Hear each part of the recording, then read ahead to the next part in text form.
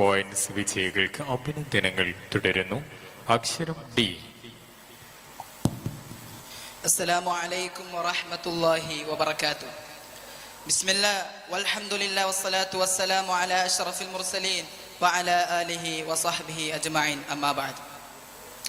നമ്മളെല്ലാവരും ഇപ്പോൾ ഒരുമിച്ച് കൂടിയിരിക്കുന്നത് ഒരു ക്യാമ്പസ് ഫെസ്റ്റിലാണ്. ഞാൻ എത്രയും പെട്ടെന്ന് എൻ്റെ പരിപാടിയിലേക്ക് കടക്കാം. ഞാൻ എൻ്റെ വീട്ടിലെ ഒരു വലിയ പഠിപ്പിയാണ്.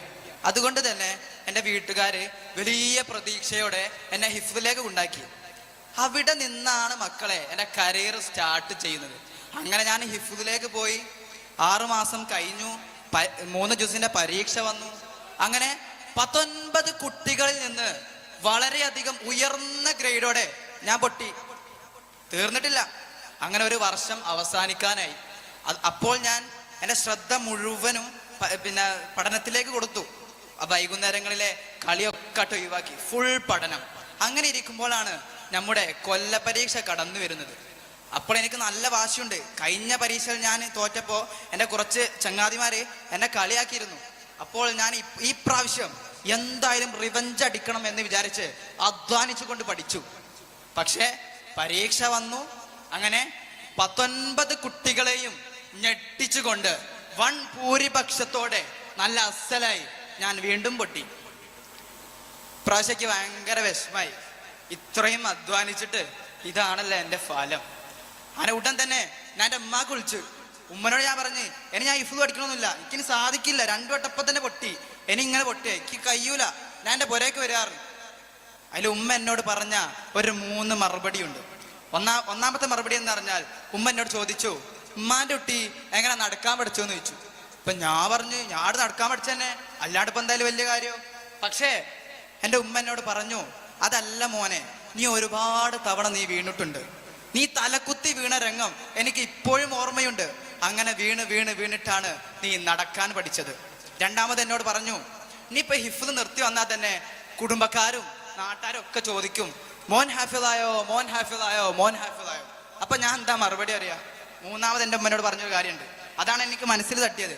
ഉമ്മനോട് പറഞ്ഞു, ഈ ലോകത്ത് എനിക്ക് എന്ത് കിട്ടിയാലും അതിനേക്കാൾ സന്തോഷം നീ ഒന്ന് ഹാഫിളായി കാണാൻ വേണ്ടിയിട്ടാന്ന് പറഞ്ഞു. അങ്ങനെ ഉമ്മാന്റെ ഈ ഉപദേശം മൊത്തം എടുത്ത് കീശയിൽ കിട്ട് ഞാനങ്ങ് പഠിക്കാൻ തുടങ്ങി. അങ്ങനെ തോൽവിയിൽ കുളിച്ച ഞാൻ വിജയത്തിലൂടെ ഞാൻ അത് തുടർത്ത് നീക്കി. അങ്ങനെ അള്ളാഹുവിന്റെ തൗഫീഖോട് കൂടി അൽഹംദുലില്ലാ ഞാൻ ഹാഫിളായി.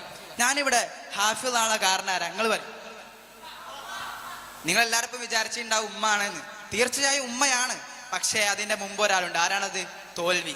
അന്ന് ഞാൻ തോറ്റത് കൊണ്ട് മാത്രമാണ് ഞാൻ നിങ്ങളോട് ഇങ്ങനെ സംസാരിക്കുന്നതും ഞാൻ നിങ്ങളെ മുമ്പിൽ ഇങ്ങനെ ഹാഫിളായി നിൽക്കുന്നതും.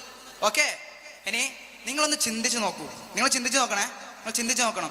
നിങ്ങൾ തോറ്റൊരു ദിവസം, നിങ്ങൾ ആർക്കും വേണ്ടാത്തൊരു ദിവസം, നിങ്ങളാണെങ്കിൽ ഒന്നും ബാക്കിയില്ല എന്ന തോന്നലും, അതിനല്ലേ തോൽവി എന്ന് പറയുന്നത്, അല്ലേ? അപ്പൊ നിങ്ങൾക്ക് ഞാനൊരു കഥ പറഞ്ഞത്, ഒരു കുട്ടിയുടെ കഥ ആണ്. ഈ കുട്ടിക്ക് പ്രധാനമായും തോൽവി മാത്രമേ ഉള്ളൂ. ഓരോ മത്സരത്തിലും തോൽവി, ഓരോ ശ്രമത്തിലും പരാജയം.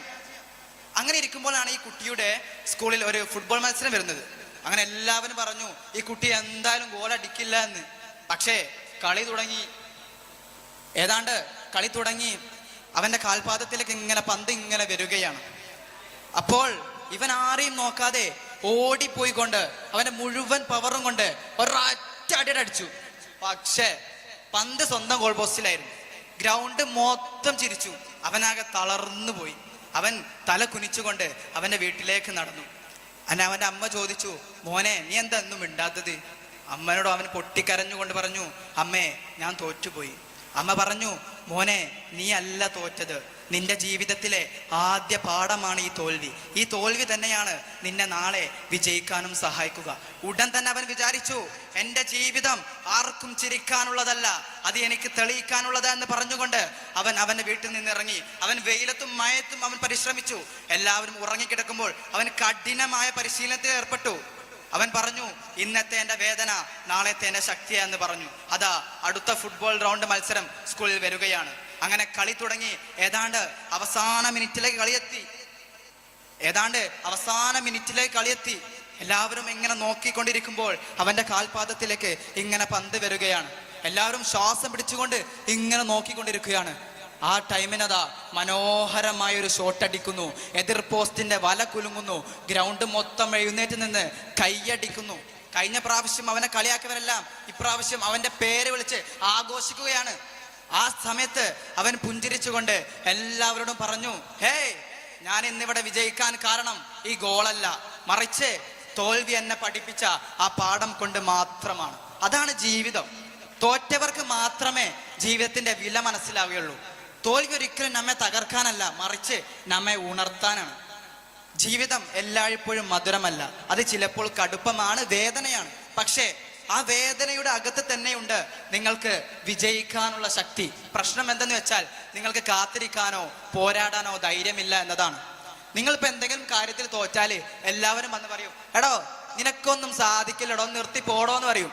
പക്ഷെ അവരുടെ മുഖത്ത് നോക്കി നിങ്ങൾ പറയണം, ഇത് എൻ്റെ അവസാനമല്ല, ഇതെന്റെ വെറും ഒരു തുടക്കം മാത്രമാണ്.